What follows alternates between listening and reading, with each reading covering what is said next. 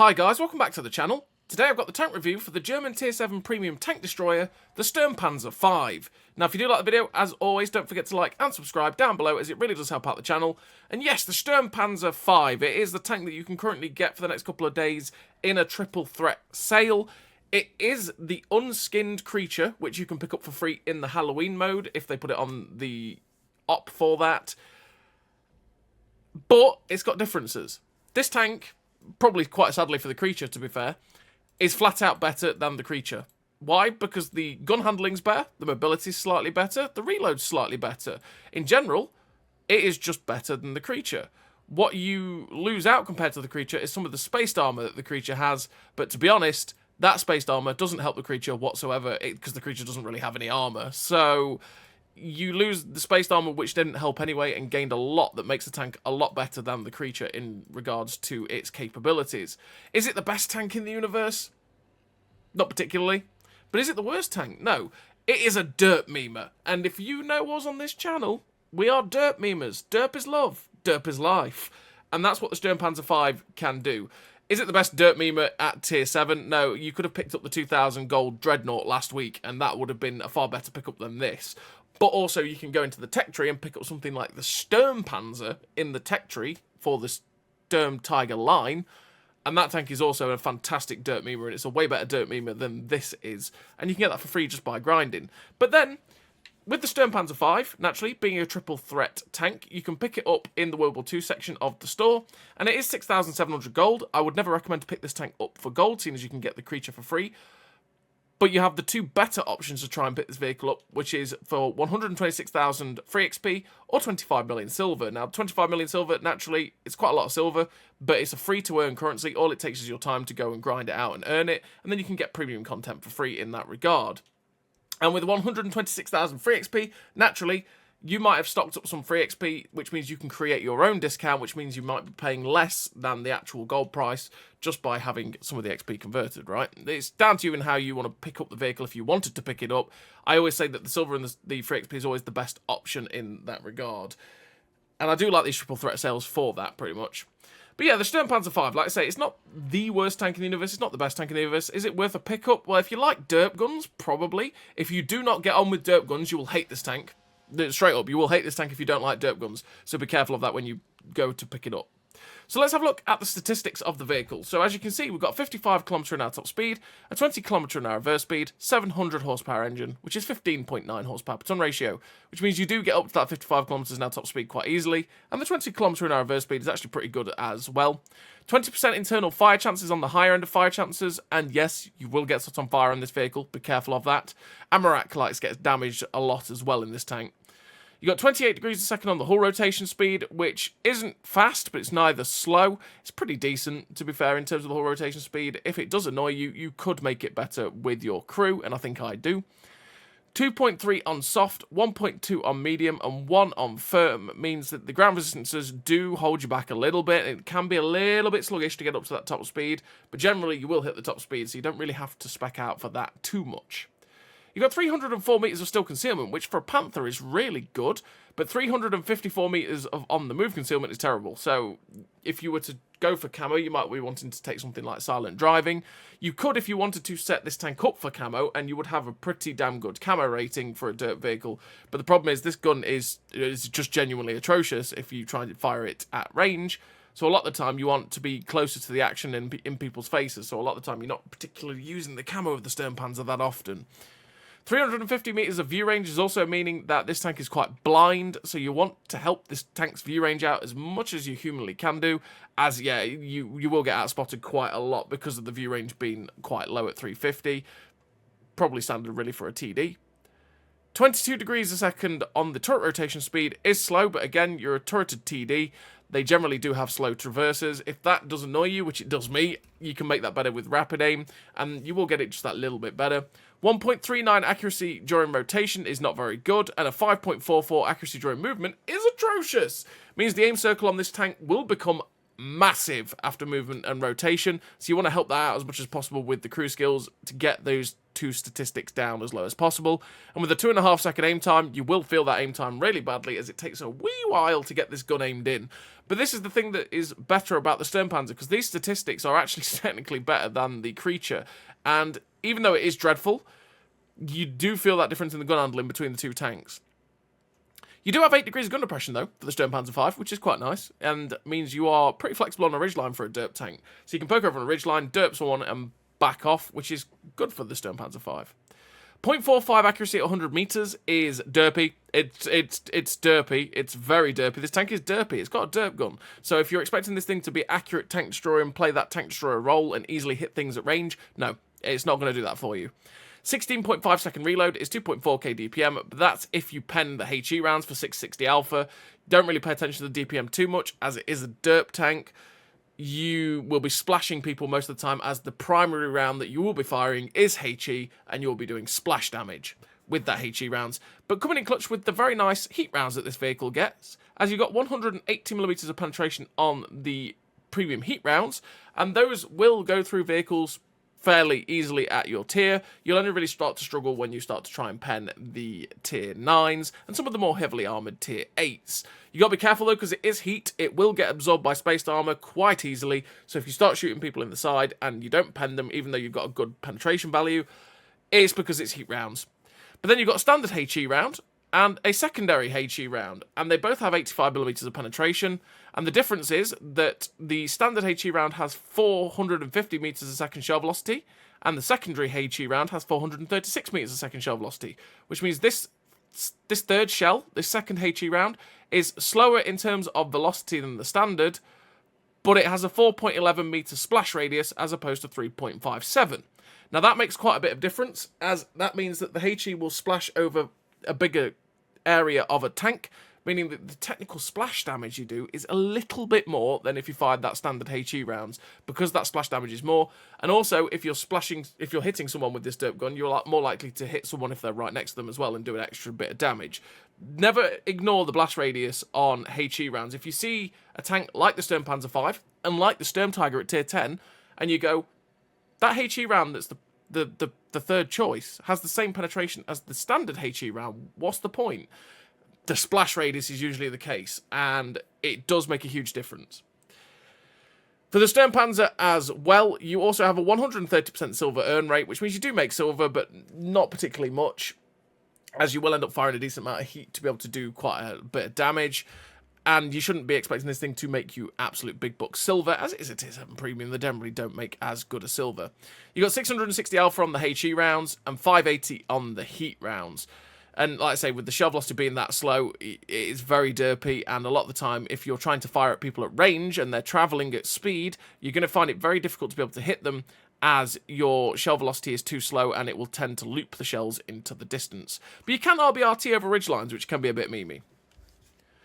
But yeah, that's the statistics of the Sturmpanzer 5. As you can see with the modules, that's where the engine bay is for this vehicle. So if you get shot in the back end like that, it does like getting set on fire through that. The ammo racks are there, which is why I say this tank gets its ammo rack damaged all the time. If you get tracked at that kind of angle, they damage your ammo rack. If they shoot you below the turret, they damage your ammo rack. The ammo rack on this vehicle is pretty weak, and it just gets ammo racked all the time. So be careful of that with the Sturmpanzer 5. And that's where the crew sit. That's a weird sitting position for the crew member there. Okay, that looks uncomfortable, bro. But yeah, that's where the crew sit for the Sturmpanzer 5 as well. And as I say, for the armour, it is pretty weak, as it is a Panther hull. The side armour is something you've got to be careful of. It's 50mm of armour, so it doesn't take much to over-angle it and get penned in it. Also, your side armour, where the tracks are, is only 40mm of thickness as well, so a lot of the Soviet guns will overmatch the side if they shoot towards your tracks, so it's quite easy to pen in that regard. Be careful of that too. And with the rear being that 40mm, derp guns, like yourself, will pen you quite easily too with that 85mm penetration, which is pretty good for HE rounds on a derp gun as well. So what do I run in terms of a crew and equipment? Well, I've stuck the crew into the awful Panther. Let's get it back into the Sturmpanzer 5. So with the crew I do run Born Leader, Rapid Reload, Sixth Sense, Situational Awareness, Track Mechanics, Steady Aim, Run and Gun, Rapid Aim, Clutch Braking. Clutch Braking to make the track traverse better, as it is very slow, and then Rapid Aim to also make the track traverse better, as again, it is very, very slow, with run and gun and steady aim to make the accuracy in general better on this vehicle and the accuracy during movement better on this vehicle, so that we can keep the aim circle that little bit smaller while moving, so that it doesn't take quite as long to aim in when we come to a stop. Now again, you could quite easily start running stuff like camouflage, because the camo is good, so you could drop track mechanic if you wanted to and run camouflage expertise, but a lot of the time I am quite close to the action in this vehicle, and that means that I like to be able to have the track mechanic, because if I burn the repair kit, I get the tracks back on quicker and I can get away. And especially with not having quite as much HP, it's nice to be able to get your tracks back on quicker if you've used the repair kit and not bleed too much HP to a tank when you could have just repaired and pulled back around a corner. But again, there's plenty of ways you can kit out a vehicle. It's always down to you and how you feel comfortable playing the tank. And then in terms of the equipment, I do run the advanced loader, the optics, and the advanced reload. Now I run the advanced reload, which is the ammo swapper, so that we can make the most of the heat rounds or the HE rounds, as each round is useful in different situations, and because you have a decently long reload, it's nice to be able to switch between the two, and it's quite vital for the Sturmpanzer 5 for your viability. Optics to be able to get that better view range, so that because we are blind, if you don't help it, you really want to help it out so you're not getting outspotted too easily. And the advanced loader to make the best of the reload. Now, as a derp tank and not always relying on your reload, you could quite easily get rid of the advanced loader and run something like the camouflage net to make the camo better again, to get that camouflage down really low. But to be honest, since I tend to do that on derp scouts, not so much on a derp tank like this, as just having that better reload is always nice, as you are a damage dealer in a tank that's a derp gun like this that's not a scout. That's what I run in terms of a crew and equipment. What's the statistics now of the vehicle with it fully kitted out? So as you can see, we've got a 55 km/h top speed. That's not changed. We've not really helped it whatsoever. Ground resistances have got a little bit better.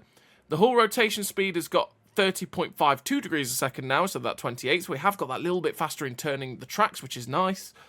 448 meters of view range now means we can spot people over that 445 meters of cap, but at the same time, it's still not the best view range in the universe. We've got 26.76 degrees a second on the turret rotation speed, which is a lot faster than it was, which you will feel, and it is a little bit nicer for the tank. 1.11 accuracy during rotation. We haven't really helped that out that much, though, because we've not taken snapshot. We've got 3.88 accuracy during movement, which is a hell of a lot better than it was, and while it's still dreadful, it's a lot better than the 5 it was if you didn't help it, as that means that the aim circle will become larger, but not as badly as it did. You've also got 2.3 second aim time, which is down from the 2.5, which, again, is manageable. For a derp gun like this, it's manageable. It's not great, and you will feel it because the aim circle will still become large, but it's not bad. You got 0.36 accuracy at 100 meters, which, again, for a derp gun like this isn't too bad, but it's still pretty damn derpy.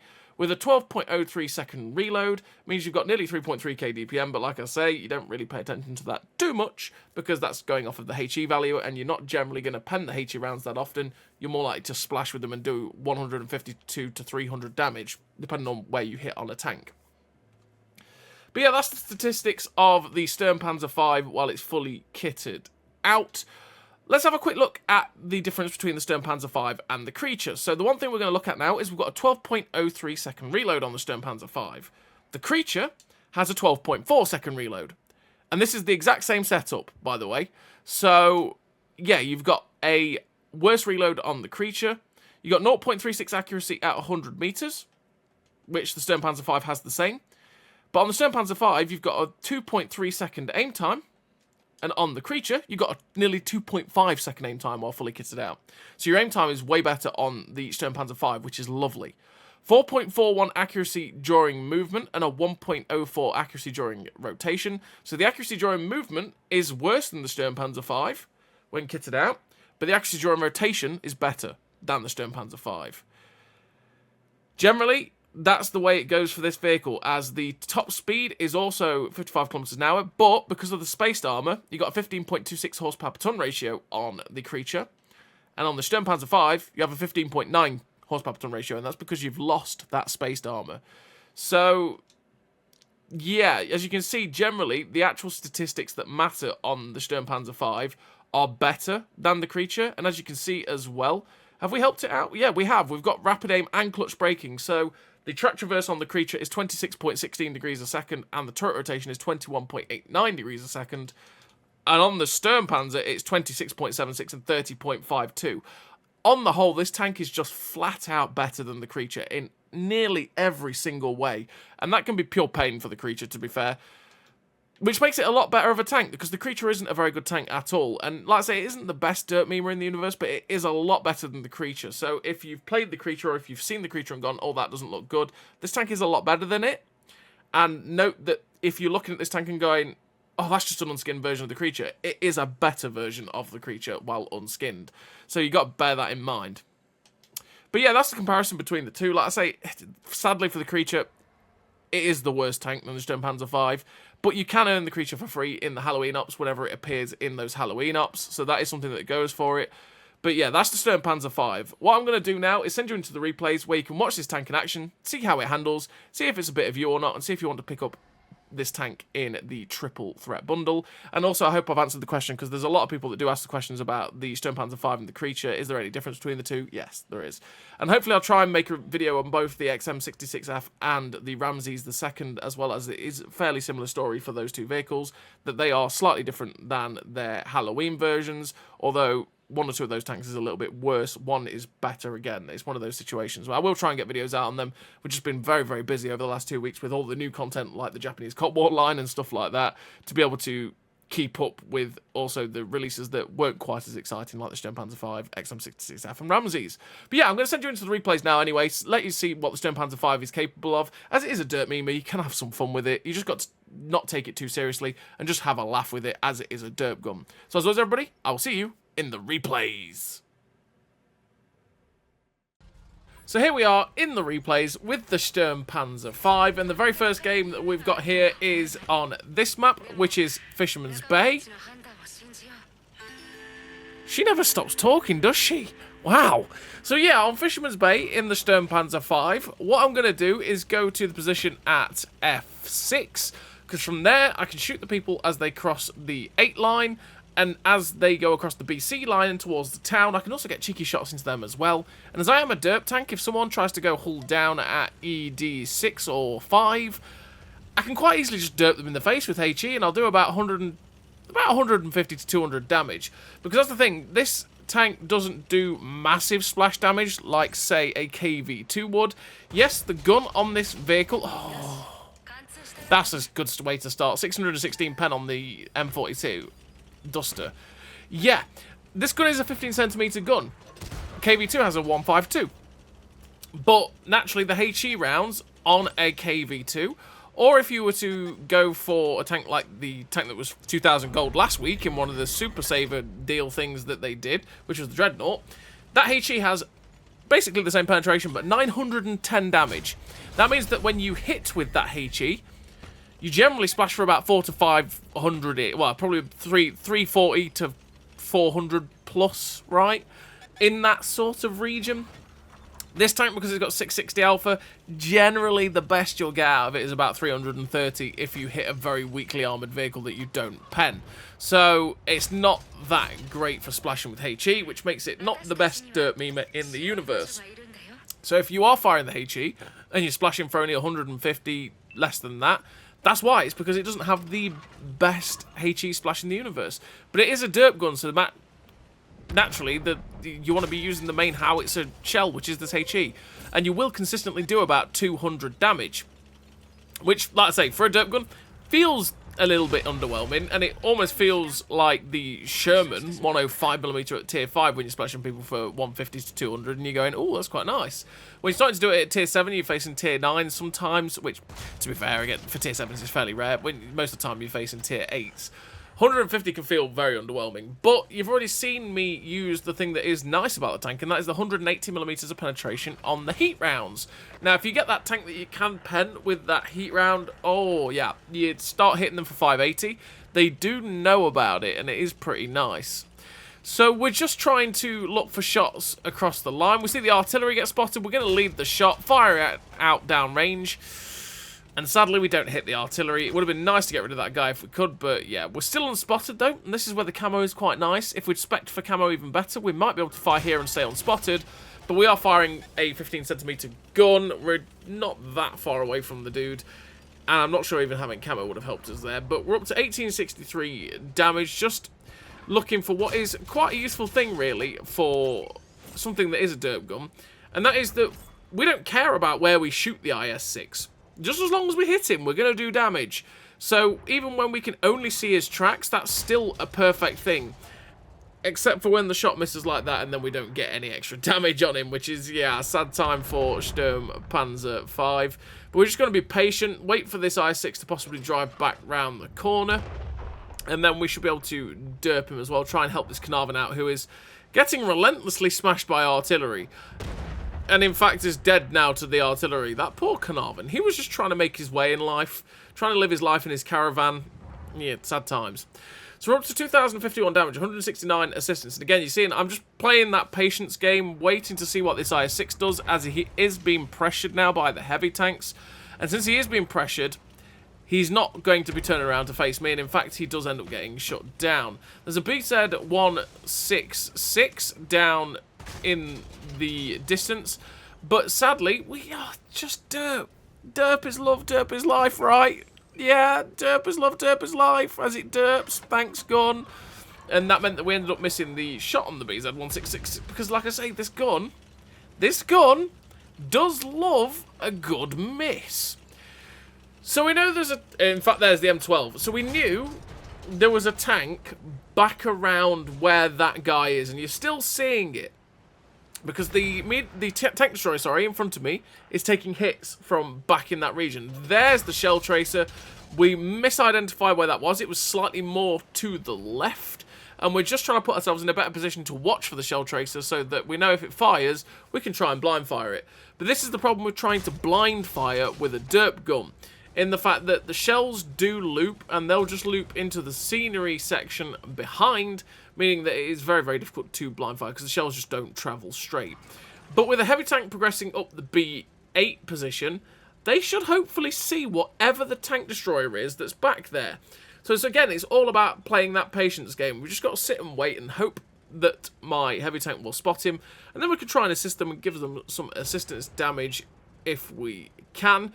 There's a tank destroyer at B1. A tank destroyer gets spotted at A3. The artillery's over there as well. We're trying to snap the shot towards the Sturmpanzer, but sadly, the shot doesn't go anywhere near. Balsig's spotted, so we're just waiting for the reload now to try and shut down that German Tier 8 tank destroyer, but it's not happening. And there's the Super Hell Kitty. He's the guy that must have been at A3. There's still a tank destroyer, though, somewhere that we don't know about. So I'm just keeping my eye on that corner. We try and blind fire towards where the Sturmpanzer was in case the Sturmpanzer came out, but that Hellkitty is the one that I expect was at A5, A6 shooting at our team, because they were getting hit for about 200 odd, and the Super Hellcat has 240 alpha, so naturally, that's by power of deduction, that must be what it was. So we're just looking along the back line to see if there's any TDs or anything along there, waiting for them to possibly get spotted as our team progress up the A line. We see a tree go down, so we're just going to go for the blind fire, and then we hit something. We actually hit something blind there, not 100% sure what it was.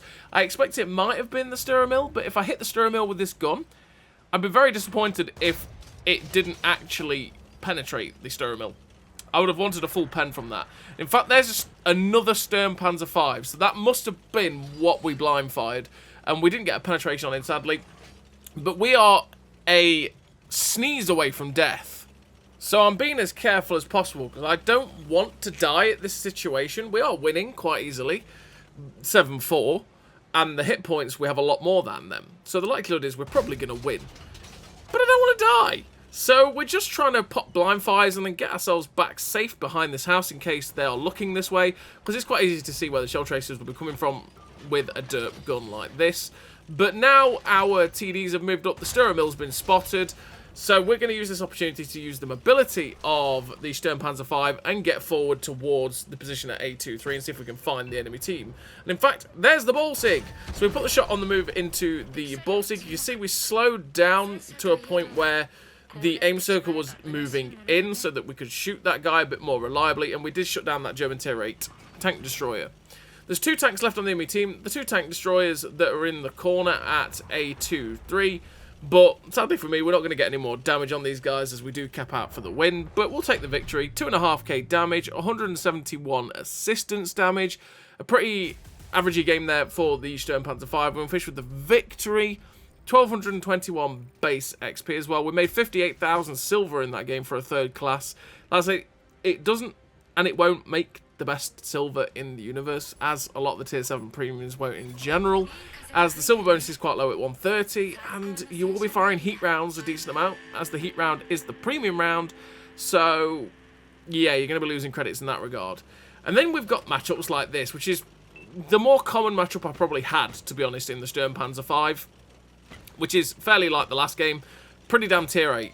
And that's the life of a tier 7 these days. It seems to be that a lot of the time you end up in very tier 8 games, or you end up top tier. It's a rarity these days that you do see tier 9 in tier 7 tanks. It tends to always just be pretty heavy tier 8 games. So we're on the second map, and the second map we're here on this map. How many times can we say map in the same sentence? Eh? Map, map, map, map, map, map. There we go. So we're on Mountain Pass, and on Mountain Pass what we're going to do is push down as quickly as we can to the position at J2, because then we can try and shoot guys as they cross the J line and try and push us on this corner. There's a light tank spotted in the LTTB, but quite a few tanks are getting spotted at G5. So I think, you know what, okay, with that amount of people getting spotted there, we're going to push aggressively straight into this LTTB, because I think a lot of them have just stopped. So we're going for the shot onto this guy, we load the heat round to guarantee the shot, and we roll for 642, we high roll massively.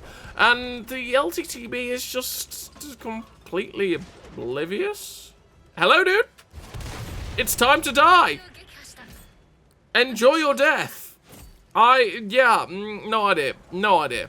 So the T-34-3 is YOLOing our light tank. We're going to see if we can try and derp him with the HE round in, because the heat round is not as likely to go through again. When we got a shot like that on the side of a T-34-3, the likelihood is it's just going to get absorbed by the space armor, so we don't really want that. We still got the HE in, as we could pen the rear of that guy, but again, derp guns be derp guns, and the shot just deviates to the right and tracks him only. Well, just splash damage and tracks him. But thankfully, the IS-3 pops his lid, so we get 934 assistance. Oh, the side of a Jagdpanther, 696 and a fire. Spicy. Nice, lovely shot there into the side of that Jagdpanther. I realised that I could actually pen that guy with the HE, so that's what we went for. We switched to the heat for the side of the Tiger 2 Kuramuramine's side, because 180 pen will go through the side of that guy, and we wanted to dish out big damage into him. We're going to go for the second shot now into his side, but he snaps the shot into us, and our shell just flies high. So we're going to go back to our base, because we've already realised there's tanks that are travelling into our base. Sadly, the 3 heavy tanks that were up defending that pass at A6, B6, we're all up there and could have turned around to defend the base, but they've all just ran off and carried on going up the 9 line.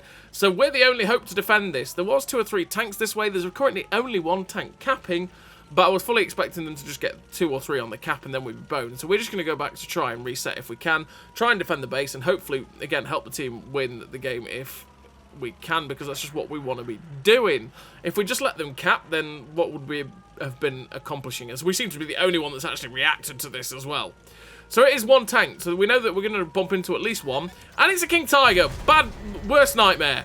We've hit him for 208. He pens us, which means that if he rolls high, he could quite easily kill us. But he has to roll high, because he's only got 360 alpha.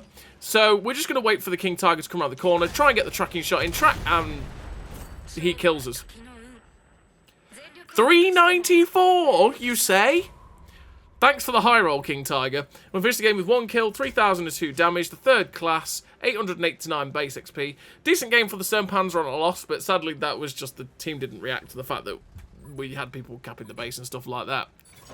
And yeah, it was one of those games where we had to sacrifice ourselves to try and hope the team could win it, and sadly the team couldn't win it. And then we also got unlucky that King Tiger went, you know what? I've seen the rolls you had in that game. You hit someone for 696 with HE and 634 with heat. You've only got 660 alpha, and you've only got 580 alpha on the heat round. So you high rolled loads. So therefore, you get hit for 394 with my 360 alpha gun and get out of my game. And that's what the King Tiger did. Which take the rough with the smooth, right? I could moan that I'd got high roll by King Tiger, but yeah, some of our rolls were pretty dirty and juicy, so can't complain. So, we're on to this third replay, and this third replay we're here on this map, which is Live Oaks, and Live Oaks is simple. It's a simple game, Live Oaks. Dip or die. You have to take this dip, especially from our spawn. If you don't take this dip from our spawn, you generally tend to lose the flank. Why? Because you just tend to get surrounded. It's just the way it goes. You tend to get surrounded along the little L shape from H9, J9, K9, and the 0 section of the JK as well. You tend to get surrounded and caught in a massive crossfire, and then your team dies. That's the way that tends to go if you do not take this dip. So it's just what you want to be doing. Sadly, as we came upon this ridgeline, we missed the first shot at the Sturmpanzer 5, but we did get a big juicy HE shell into the M41 Walker Bulldog. I'm not quite sure what Mr. Bulldog is doing, because he just sat there and went, yeah, go on then, pen me, do it. I double dare you. Pen me. And so we did, naturally. We're not going to turn down free damage, are we? Would have been nice to pen the Sturmpanzer 5, but it is what it is. So with the Bulldog running off, and their team cowering back behind that ridge at K56, we're going to use the mobility of the tank to get forward and try and get close to them so that we don't have the problem of our derp gun being, well, a derp gun and derping. So we hit our shots just that little bit easier. So we're going to poke over the ridge line, see if we can catch these guys out. And there's the Sturmpanzer 5. We put the HE shell straight through the side of that guy's hull and penned him with HE, which is beautiful, shutting him down. Then we get penned by the Bulldog, who he clearly was either mad from earlier on or just had a death wish, and get shut down by our SMV CC67. We're up to 1323 damage with 1143 assistance. And I'm just going to see if I can poke over and shoot this Dreadnought. If I can get rid of the Dreadnought, that would be great. But we do have to be careful, naturally. If we were to poke over this ridge, it's quite easy to get shot by anyone that might be camping over at F23, like the heavy tank that's just been spotted, who we actually see it's a Dreadnought. And I think with the Dreadnought, if I have his upper plate flat on, or his turret front, with 86mm of penetration, I could actually penetrate that. I could get the side of his turret as well. I could pen that with HE, so I'm trying to maximise the damage. We've got that upper plate. Fire it in. 250. Realistically, we should be firing heat here. We would be guaranteeing penetrations here if we were firing heat, but we're not. We're trying to be cheeky and pen the HE. So the Dreadnought got unspotted, and we're just waiting for him to get respotted. There we go. Aiming it up because he's just sat there. Aiming for that bit under the gun because we can, again, pen that, but the shot goes high, hits the gun mantler, and only splashes him for 230 odd. I should be loading heat. I should be loading heat. We're making the mistake of not doing that right now. Fire the next HE round for 191. It hits the upper plate. It doesn't pen. We'd have had to kill him more damage there if we'd just fired heat. That was a bit moronic, quite honestly. But there we go. We kept trying to do the same thing over and over again that didn't work in the first place. So why did we keep trying it? I think that's a sign of madness, is it not? Hey, well. So we're up to 2001 damage with 1344 assistance. We've seen the two medium tanks back at A0. We do have the heavy tank and the TD that's back here with FE9. And a medium tank that's currently with the medium tank and the other one, which was a Dragon. And the Dragon's been shut down by the heavy tank, which is the Dreadnought.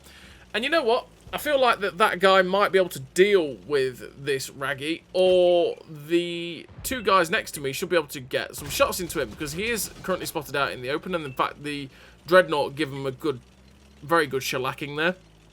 So we know where the rest of the team is, and the rest of their team is towards the town, or around the position at E2 possibly.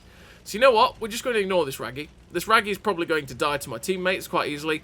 We want to go and get into a position where we possibly can spot the enemy tanks that are left, that are possibly at, like I say, E2, E3, for my team as they come out of the train tracks and towards their cap.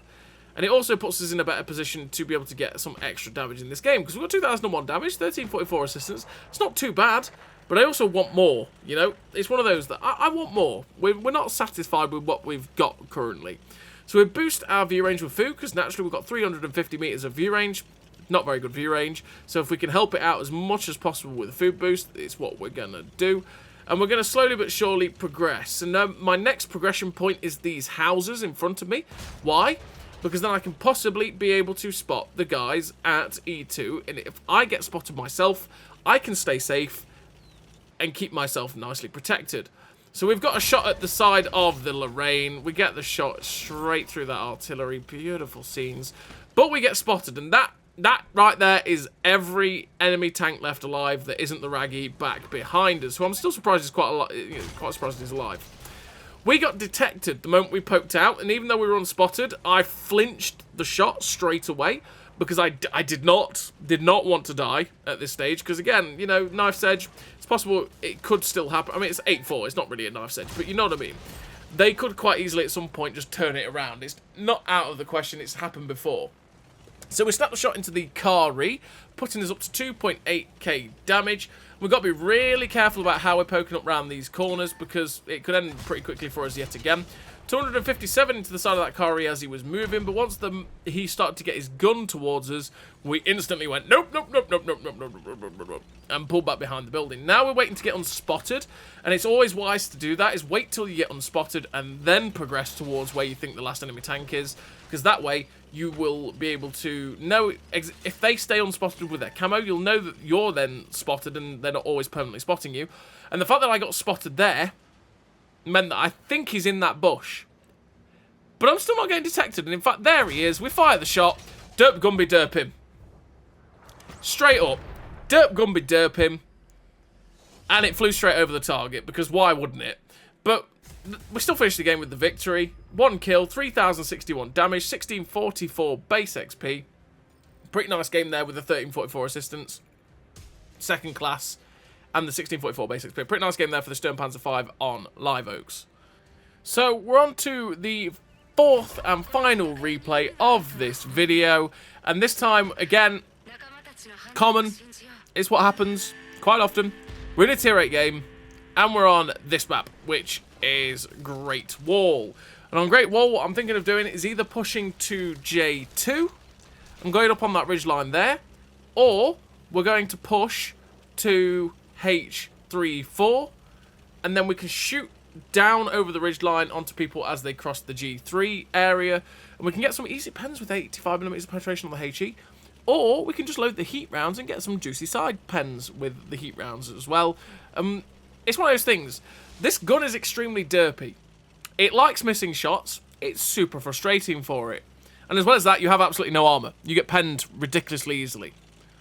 But when it, just like every other derp gun, when it does decide to work, it can be super duper satisfying. Because you think, oh, I'm a tier 7 tank, and you watch those big numbers in 600, 700 damage, if you get the good enough roll, go in, you go, ooh. So we've got an STA2 in front of us. Could pen him with HE if I get his side. Could definitely pen him with heat rounds. So I'm just being as careful as possible when I go over, because I don't want to get hit by something as it crosses up, because the STA2 might be the early vanguard. But we put the shot through the turret front of the STA2 for 588. Yeah, we did that to a tier 8 medium tank there with our tier 7. Oof, delightful. So we reload the heat rounds. I can finish off this STA2. We go for that shot straight through the front of the STA2. 444 damage straight off there, and we're up to 1,032 damage in 2 shots, starting the game off just how as we want to. They have not really sent anyone this way, and they've got a couple of people that have gone down the one line, so we're going to see if we can get any juicy shots into the side. We load the heat rounds, aim too low. We absolutely aimed too low there. We needed the superstructure of a KV4 KTTS to be able to pen that, but we aimed at where the tracks were, and well, heat got absorbed. We fired the heat round through the superstructure that time, and that's where we should have aimed originally. We aimed too low at first, and that meant we didn't get the damage that we really wanted on that guy. We've now got a 4502A in front of us. I've got heat in, and I thought maybe I could go through the lower plate of a 4502A with a 180 pen. Sadly, that was not the case. We should have just had HE in. So we're waiting for the reload to come in. Mr. Batchat12T, you've made mistakes, sir. He gets tracked in front of us, and we finish him off there for 300 odd damage. Got the HE in so that we can splash this VK4502A instead of just trying to heat chance it, as, yeah, the heat rounds aren't going to really work unless we get his flat side. So we're just looking for the cupola shot here, as if we hit that spot, we'll probably do more damage with this HE than if we were to shoot the upper plate, for example, because it's a weaker plate of armor. And if you're using a derp gun and you're firing HE to splash, you always want to be trying to splash the weakest plate of armor.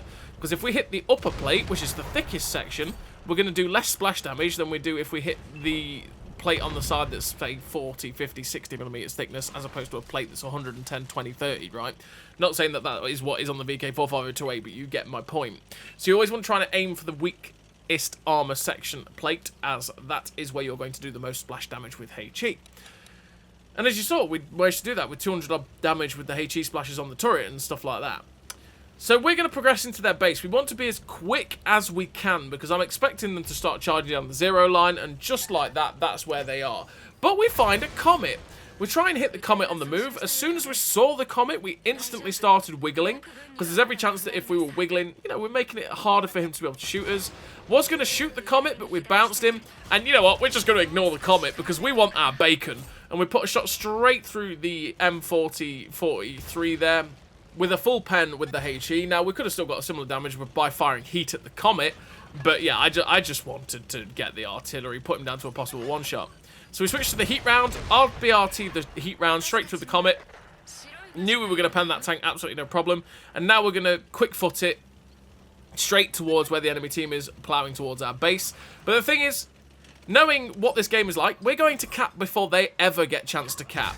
So we try and get a shot into the Tiger 1, sadly miss. We've got 3 people in the cap, which means, yeah, we're definitely going to cap.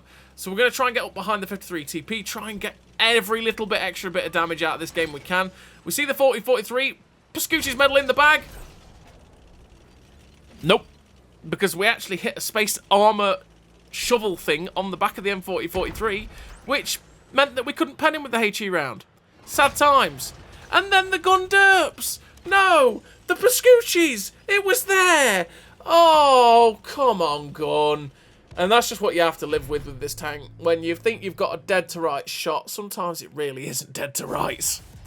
So we finished the game with the 3 kills, 3.4k damage, 1384 assistance. It could have been way more, but we're still finished with the first class, 1898 base XP. A really nice game there for the Sturmpanzer 5 in a tier 8 lobby. Like I say, it's most common that you will be in tier 8 games in tier 7s. And as it is a derp gun, you don't really care about the tier too much, as you just derp away. But they will absolutely shred you. But like I said, the Sturmpanzer 5, it is a way better, well, I say way better, it is a better version of the creature, but you can get the creature just for free by doing the Halloween mode, you know? But you definitely want to pick this thing up for silver or for XP if you do want to pick the tank up. So as always, everybody, thank you very much for watching. I'll see you next time.